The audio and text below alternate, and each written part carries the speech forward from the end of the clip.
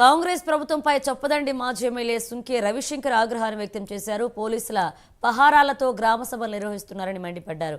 2003 Narayana reservoir నిర్వాసితుల డబ్బులు రావాలని అడుగుతారని మహిళలను నిర్బంధించారని అన్నారు.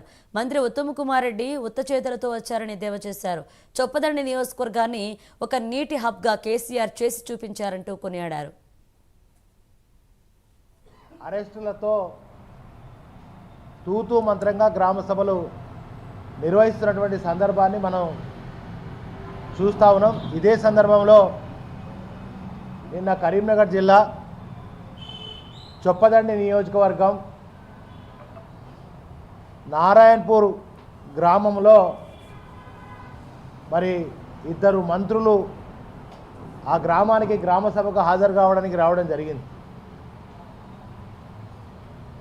ఇదే సందర్భంలో నారాయణపూర్ రిజర్వాయర్కి సంబంధించినటువంటి ఎప్పుడో 2003లో శంకుస్థాపన జరిగినటువంటి నారాయణపూర్ రిజర్వాయర్కి సంబంధించినటువంటి నిర్వాసితులు ఎవరైతే ఉన్నారో ఆ నిర్వాసితుల వాళ్ళ గోడు వెళ్ళబోసుకుందామని, వాళ్ళ గోడు చెప్పుకుందామని, వాళ్ళకు రావాల్సినటువంటి ఏవైతే నిర్వాసితులకు రావాల్సినటువంటి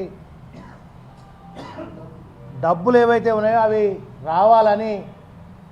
కావాలని అడగడానికి కూడా కనీసం ఒక భావస్వేచ్ఛ లేని విధంగా నిన్న గ్రామసభ తూతురు మంత్రంగా నిర్వహించుకున్నారు.